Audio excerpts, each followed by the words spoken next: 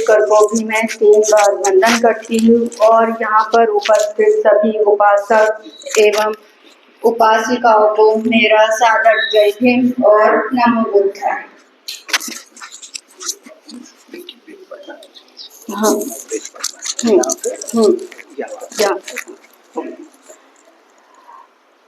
आज हम पढ़ेंगे पहला भाग 15 देश छोड़ जाने का सुझाव। दूसरे दिन सेनापति ने शाक्य संघ की दूसरी सभा बुलाई। इसका उद्देश्य था कि उसके अनिवार्य सैनिक भर्तों के प्रस्ताव पर विचार हो।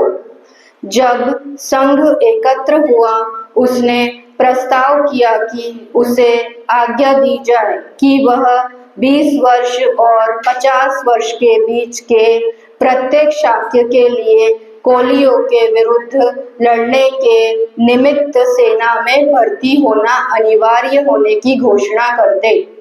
सभा में दोनों पक्ष उपस्थित थे, वे भी जिन्होंने संघ की पहली सभा में युद्ध घोषणा के पक्ष में मत दिया था और वे भी जिन्होंने इसके विरुद्ध मत दिया था।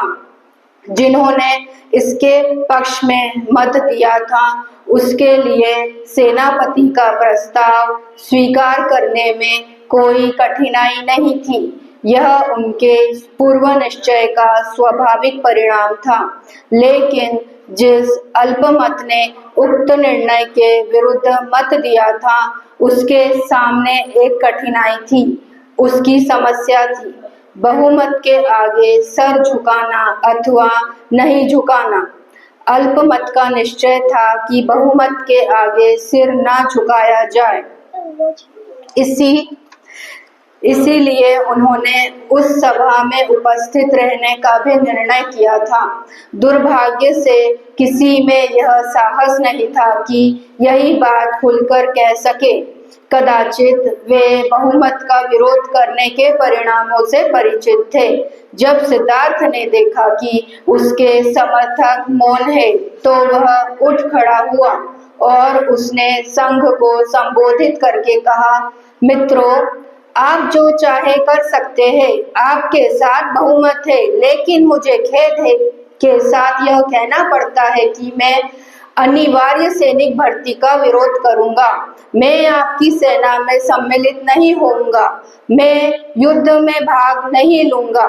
सिद्धार्थ गौतम को उत्तर देते हुए सेनापति ने कहा, उस शपथ की याद करो जो तुमने संघ का सदस्य बनते समय ग्रहण की थी।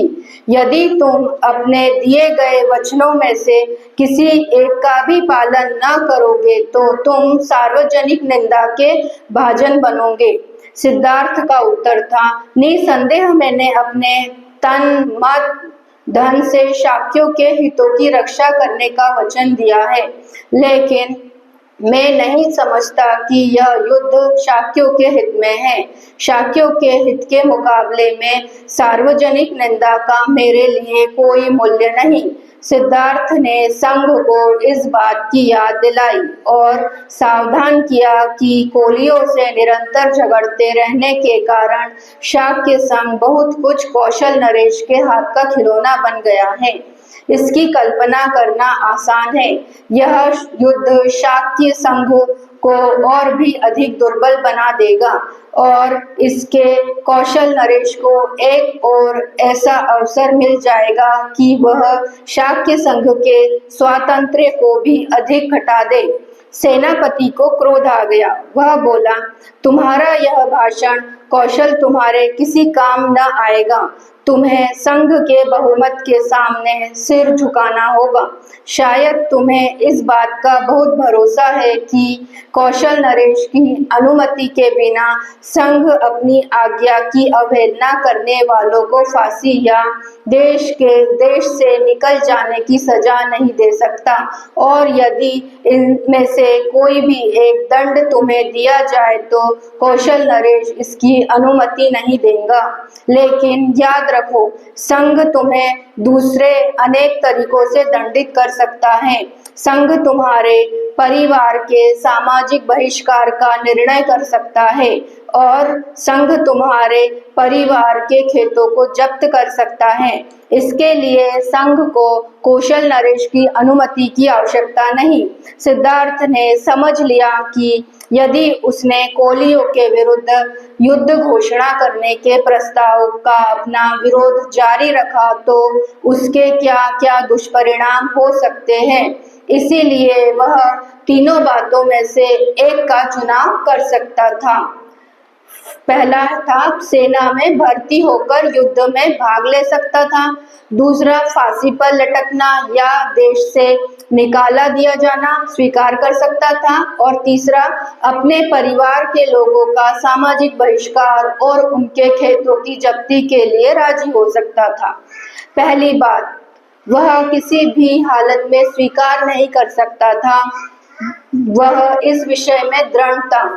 तीसरी बात पर तो वह विचार तक न कर सकता था। इस परिस्थिति में उसने सोचा कि उसके लिए दूसरी बात ही सर्वाधिक मान्य हो सकती है। तदनुसार सिद्धार्थ ने संघ को संबोधित किया, कृपया मेरे परिवार को दंडित ना करें। सामाजिक बहिष्कार द्वारा उन्हें कष्ट ना दे। उनके खेत जब्त करके उन्हें जीविका विहीन ना करे। वे निर्दोष है।